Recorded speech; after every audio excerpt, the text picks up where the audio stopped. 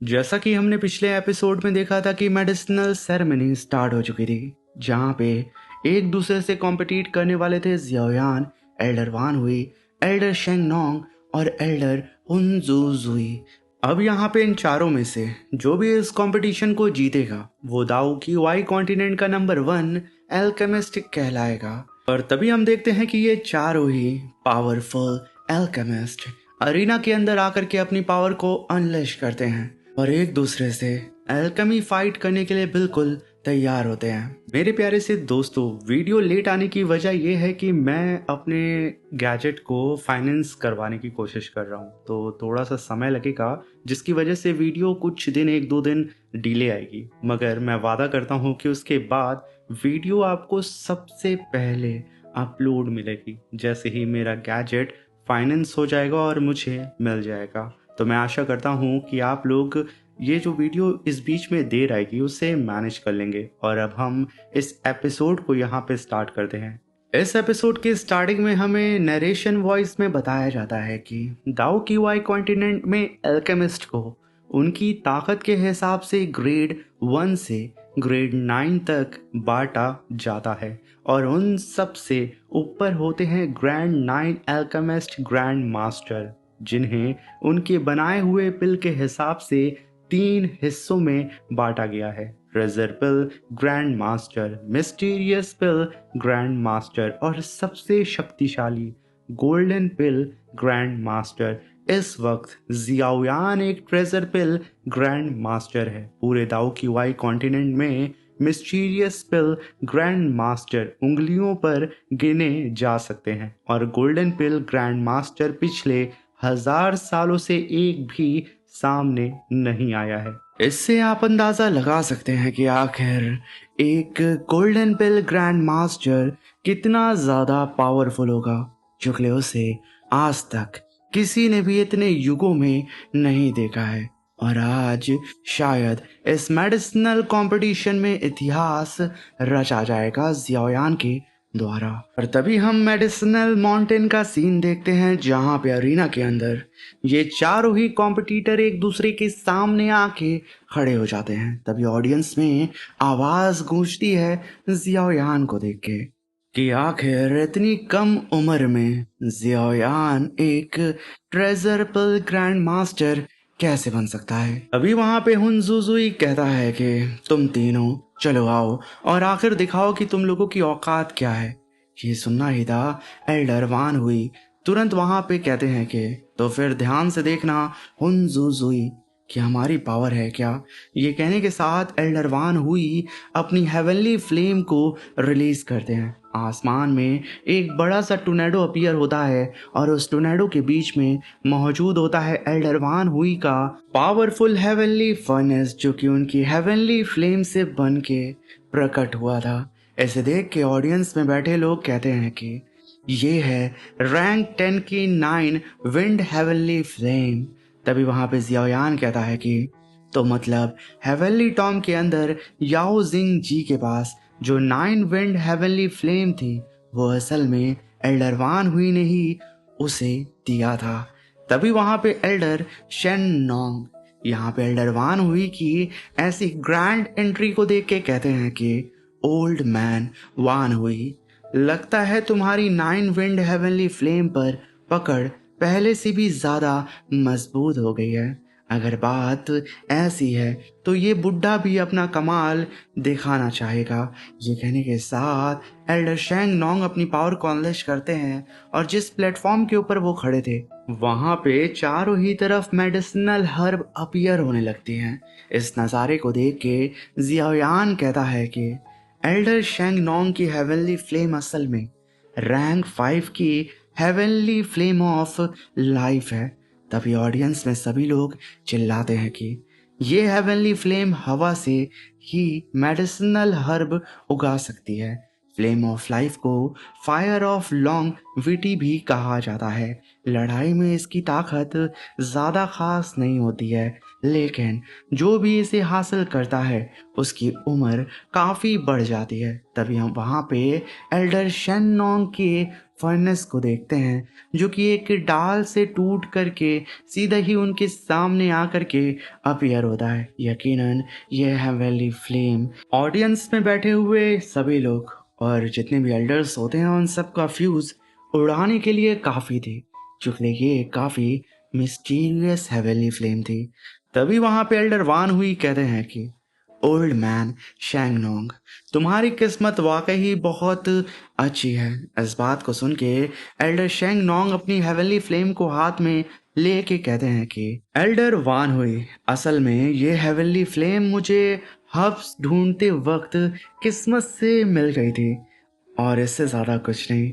मगर तभी उनके बगल से एक पर्पल हेवनली फ्लेम गुजरती है, जो कि उनकी हेवनली फ्लेम का कुछ अंश लेके आगे बढ़ जाती है। इनफैक्ट वही पर्पल हेवनली फ्लेम एल्डर वान हुई की भी फ्लेम को थोड़ा सा चुरा के आगे बढ़ जाती है। इस चीज़ को देख करके वो दोनों ही एल्डर गुस्से में अपने सामने हुनजुजुई को देखते हैं। तभी वहाँ पे हुनजुजुई कहता है कि तुम्हारी फ्लेम का स्वाद सच में काफी लाजवाब है। जहाँ पे उसके हाथ में वाइट डिवोरिंग हेवनली फ्लेम मौजूद होती है। इस नज़ारे को देख के सब एकदम शॉक्ड हो चुके थे। तभी हुनजुजुई कहता है कि तुम लोगों की हेवनली फ्लेम को चेक करके मेरी हेवनली फ्लेम काफी ज्यादा खुश नजर आ रही है। तभी वहां पे चीफ याओदान कहते हैं कि ये हेवनली फ्लेम तो असल में रैंक 2 की वाइट डिवोरिंग फ्लेम है। इस बात को सुन करके सारी ही ऑडियंस में सन्नाटा छा जाता है, क्योंकि ये हेवनली फ्लेम सच में काफ़ी बवाल चीज़ थी। ये किसी भी चीज़ को अपने अंदर डिवोर करने की काबिलियत रखती है। तभी हम देखते हैं कि हुनजुजुई अपनी फ्लेम की पावर को अनलेश करके अपने फर्नेस को समन कर लेता है और काफ़ी रुतबे के साथ सबके सामने खड़ा होता है। मगर तभी वहाँ पे जियाओयान कहता है कि नादान हुनजुजुई, ये तो सिर्फ वॉइड डिवोरिंग फ्लेम की एक ऑफ शूट है और फिर भी तुम्हें इतना घमंड कैसे है। तभी वहां पे एल्डर शेंगनोंग जियाओयान से कहते हैं कि लिटिल फ्रेंड जियाओयान, मैंने सुना है कि तुमने उस मशहूर प्यूरिफाइंग डीमन लोटस फ्लेम को हासिल कर लिया है। क्या ये बात सच है? इस बात को सुन के जियाओयान उन्हें ग्रीड करते हुए कहता है कि बस आपकी तरह मेरी भी किस्मत अच्छी थी एल्डर, जिसकी वजह से मैंने उसे हासिल कर लिया। इस बात को सुन के ऑडियंस में एकदम सन्नाटा पसर जाता है।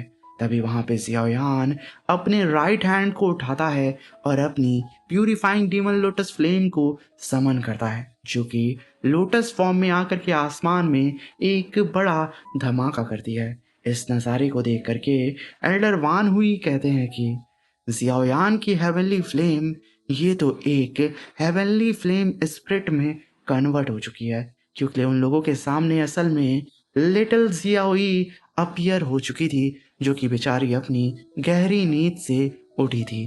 तभी वहाँ पे चीफ याओदान कहते हैं कि ये वाकई एक बहुत ही दुर्लभ खजाना है। और वहीं पे ऑडियंस में जितने भी लोग होते हैं लिटिल जियाओई को देख करके किसी की भी नज़र उससे हट ही नहीं रही होती है। तभी वहाँ पे एल्डर हुनजुजुई कहता है अपने मन में, इस हेवनली फ्लेम पर सिर्फ और सिर्फ हक हमारी सोल क्लैन का ही होना चाहिए और किसी दूसरे का नहीं। ये कहने के साथ वो अंदर ही अंदर एकदम जल भुन रहा होता है। तभी वहां पे जियाओयान जियाओई से कहता है कि जियाओई, चलो इन सबको एक परफेक्ट शोडाउन दिखाते हैं। इस बात को सुनकर के आखिर जियाओई फ्लेक्स करने से कैसे पीछे हट सकती थी। वो आसमान में जाती है और अपनी मुंह से फ्लेम को बाहर निकालते हुए एक टोर्नेडो को क्रिएट करती है और आसमान में जियाओयान की हेवनली फ्लेम से बन करके अपीयर हो चुका था उसका एल्केमी फर्नेस, जो कि देखने में यकीनन बेहद खूबसूरत था। इस नज़ारे को देख के चारों ही तरफ जियाओयान के नारे लगने लगते हैं, मगर तभी वहां पे हुनजुजुई कहता है कि तो फिर और वक्त बर्बाद करने की जरूरत नहीं, शुरू करते हैं इस कंपटीशन को। ये कहने के साथ वो एक ब्लैक होल को समन करता है जो कि असल में उसकी हेवनली फ्लेम से बना था, और उसके अंदर से अनगिनत हर्ब्स उसके फर्नेस के अंदर गिरने लगते हैं। इस नज़ारे को देख करके एल्डर शेंग नोंग भी अपनी ढेर सारी मेडिसिनल हर्ब्स को अपने फर्नेस के अंदर डालना शुरू कर देते हैं, और वहीं पे एल्डर वान हुई वो अपने मेडिसिनल माउंटेन के अंदर से ही हर्ब्स को बाहर निकाल के अपने फर्नेस में डाल लेते। मगर यहाँ पे जियायान का तरीका थोड़ा डिफरेंट होता है। वो अपनी स्पेस रिंग के अंदर से अनगिनत हर्ब्स को बाहर निकालता है, जहाँ पे आसमान में हर्ब्स का टोर्नेडो अपीयर हो जाता है, जहाँ पे हम देखते हैं कि जियाई उन सारे ही हर्ब्स को डिवोर करके उन्हें सीधा ही लेके जियायान के फर्नेस के अंदर जाके कूद जाती है। तभी वहां पे टीचर याओ चैन कहते हैं कि ये लड़का जियायान कभी भी फ्लेक्स करना नहीं छोड़ेगा। तभी वहां पे ऑडियंस में सभी लोग कहते हैं कि जियायान इतनी ज्यादा मेडिसिनल हर्ब का इस्तेमाल कर रहा है, यहाँ तो 1000 से भी ज्यादा हर्ब्स मौजूद हैं। तभी वहां पे याओ जिंग जी कहता है कि 1000 से ज्यादा हर्ब्स, क्या जियायान सच में इन सबको एक ही बार में रिफाइन करने वाला है? तभी उसकी बात को सुन करके याओ लिंगर कहती है कि याओ जिंग जी, क्या जब तुम एंशियंट क्लैन में जियायान से मिले थे तो क्या जियायान उस समय भी इतना ही पावरफुल था? इस बात को सुन करके याओ जिंग जी कहता है कि अरे नहीं, उस वक्त वो सिर्फ एक आम दाओजुन लेवल का कल्टीवेटर था। इस बात को सुन के याओ लिंगर जियायान को देख के कहती है कि इन कुछ सालों में हमारी पूरी जनरेशन में सिर्फ एकमात्र जियायान ही है जिसने मेरी सोल पावर को भी पीछे छोड़ दिया है। ये अब हमारी यंग जनरेशन का सबसे पावरफुल कल्टीवेटर है, इसे कोई भी पीछे नहीं छोड़ सकता है। और तभी हम देखते हैं कि ये चारों ही कल्टीवेटर्स अपने हर्ब्स को रिफाइन करने में इतने मशरूफ होते हैं कि दिन से रात और रात से दिन हो चुका था।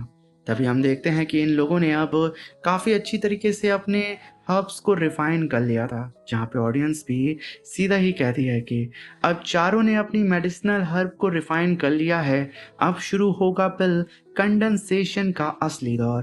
तभी वहाँ पे हुनजुजुई कहता है कि ऐसी महान गैदरिंग में छोटे मोटे ट्रिक दिखाना बहुत फीका होगा, अब मैं तुम सबको अपनी असली ताकत दिखाता हूँ। ये कहने के साथ हुनजुजुई अपनी पावर को अनलेश करके power of heaven and earth को समन करता है, और वो बहुत ही तेजी से अपने फर्नेस के अंदर हेवन एंड अर्थ की पावर को डिवोर करना स्टार्ट कर देता है। इनफैक्ट मेडिसिन माउंटेन के चारों तरफ जितने भी हर्ब्स थे उनकी भी हेवन एंड अर्थ की जो पावर होती है उससे वो यहाँ डिवोर कर रहा था। तभी वहां पे चीफ याओदान कहते हैं कि power of heaven and earth को इकट्ठा करके पिल रिफाइन करना, यही है 9 ग्रेड मिस्टीरियस पिल को रिफाइन करने की असल टेक्निक। यानी कि यहाँ पे हुनजुजुई 9 ग्रेड की मिस्टीरियस पिल को रिफाइन कर रहा था। तभी वहां पे एल्डर वान हुई कहते हैं कि हुनजुजुई, क्या तुम्हें लगता है मैं इससे डर जाऊंगा? ये कहने के साथ वो भी power of heaven and earth को कंडेंस करने लगते हैं। इस नज़ारे को देख के एल्डर शेंग नोंग भी कहते हैं कि लगता है सबके दिमाग में एक ही ख्याल आया है, तो ये बुढ़ा भी पीछे नहीं रहेगा। तभी हम वहाँ पे जियायान को देखते हैं जो कि अपने सीनियर्स को देख के कहता है कि जब तीनों एल्डर्स ने ये रास्ता चुन ही लिया है तो मैं जियायान भी खुशी से इसमें शामिल होता हूँ। ये कहने के साथ वो चारों ही अब हेवन एंड अर्थ की पावर को कंडेंस करने लगते हैं। इस नज़ारे को देख के ऑडियंस चौंकते हुए कहते हैं कि मिस्टीरियस पिल को रिफाइन होते देखना, मैंने अपनी पूरी जिंदगी में कभी ऐसा दृश्य नहीं देखा, और यहाँ तो एक साथ 4 लोग इसे रिफाइन कर रहे हैं। इस बात को कह करके ऑडियंस में सभी लोग एकदम चौंक चुके थे। और तभी हम टीचर याओ चैन को देखते हैं जो कि जियायान को देख के कहते हैं कि अब समझ आया, रवाना होने से पहले ये लड़का जियायान ओल्ड लिन के पास मिस्टीरियस पिल फॉर्मूला लेने क्यों गया था। उसने तो शुरू से ही सब कुछ प्लान कर रखा था, लेकिन इस पिल को रिफाइन करने के लिए जितनी एनर्जी चाहिए वो हद से ज़्यादा भयानक है। हो सकता है इस पूरे हर्ब माउंटेन की सारी एनर्जी ख़त्म हो जाए, फिर भी ये रिफाइनमेंट कामयाब ना हो। तभी वहाँ पे सब लोग अपनी आंखों को गड़ा करके अपने सामने अरीना की तरफ देख रहे थे, जहाँ पे बहुत ही तेजी से हेवन एंड अर्थ की एनर्जी ये लोग कंडेंस कर रहे थे अपने फर्नेस के अंदर। तभी वहाँ पे चीफ याओदान कहते हैं कि इस जगह में इतनी एनर्जी ही नहीं है कि एक साथ 4 मिस्टीरियस पिल बन सके। अब सब कुछ इस बात पर निर्भर करेगा कौन power of heaven and earth का सबसे ज्यादा हिस्सा अपनी तरफ खींच पाता है। तभी हम देखते हैं कि जियायान अपनी पावर को बढ़ाता है। इस नज़ारे को देख करके सब लोग अब अपनी पावर को बढ़ाने लगते हैं। तभी ऑडियंस चिल्लाते हुए कहती है कि सब लोग अपनी दाव की वाई को मजबूती से संभालो, एनर्जी इतनी तेज रफ्तार से खींच रही है कि यहाँ पे हमें भी संभलने का मौका नहीं मिल रहा है। आखिर लानत है इन चारों पे। ये चारों अपनी एल्केमी में इतने डूब चुके हैं कि इन्हें अपने आसपास क्या हो रहा है इसका जरा भी एहसास नहीं है। जहाँ पे हम देखते हैं कि ये सब के सब अभी भी अपनी एल्केमी में मशरूफ होते हैं। और तभी हम 3 दिन के बाद का सीन देखते हैं, जहाँ पे हम देखते हैं कि 3 दिन लगातार हेवन एंड अर्थ की एनर्जी को रिफाइन करने की वजह से आसपास की हेवनली एनर्जी अब खत्म हो रही थी।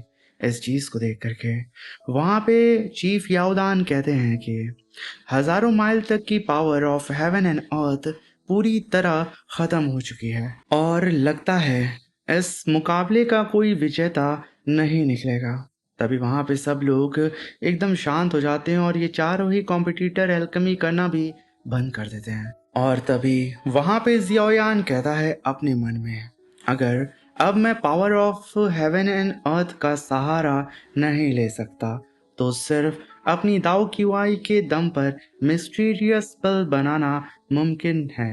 ये कहने के साथ जियायान काफी सोचने लगता है। उसे समझ नहीं आ रहा होता है कि आखिर वो यहाँ क्या करे। तभी एल्डरवान हुई कहते हैं कि लगता है इस बार भी कोई कामयाब नहीं होगा। नंबर 1 अल्केमिस्ट का खिताब अब अगली पिल सेरेमनी तक इंतजार करेगा। तभी ऑडियंस वहां पे कहने लगती है कि लगता है चारों ही हार मानने वाले हैं। शायद इस बार हमें 9 ग्रेट मिस्टीरियस पिल के जन्म का नज़ारा देखने को नहीं मिलेगा। वैसे भी सिर्फ एक मिस्टीरियस पिल को रिफाइन करना ही बहुत बड़ी बात होती है। अगर यहाँ पे ये चारों ही इस 9 ग्रेड की मिस्टीरियस पिल को रिफाइन करने की कोशिश कर रहे थे, तभी हम देखते हैं कि पूरी ऑडियंस खड़ी हो जाती है। मगर तभी वहां पे हुनजुजुई कहता है कि कोई भी यहाँ कामयाब नहीं होगा, जरूरी नहीं ये बात सच हो। ये कहने के साथ वो मुस्कुराते हुए अपनी पावर को अनलेश करता है और अपनी डिवोरिंग फ्लेम को समन करता है और उसे 3 हिस्सों में डिवाइड करके सबके एल्केमी फर्नेस के अंदर डाल देता है, जहाँ पे अब डिवोरिंग फ्लेम उन तीनों की ही स्टीरियस पिल के फाउंडेशन को डिवोर करने लगती है। इस चीज को देख के एल्डर वान हुई चिल्लाते हुए कहते हैं कि तुम नीच इंसान हुनजुजुई।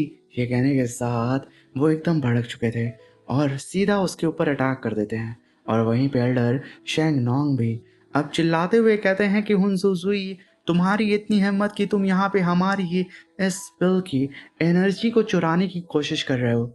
मैं तुम्हें किसी भी कीमत पे कामयाब नहीं होने दूंगा। ये कहने के साथ वो लोग हुनजुजुई के ऊपर अटैक करने लगते हैं। तभी चीफ याओदान कहते हैं कि हुनजुजुई दूसरे कॉम्पिटिटर की पावर ऑफ द हेवन को जबरदस्ती अपनी तरफ खींच रहा है। अभी वहां पे ऑडियंस चिल्लाते हुए कहती है कि ये बेहुदा सोल क्लैन वाले कभी सुधरने वाले नहीं हैं, इन्हें यहीं पे पटक के मारो।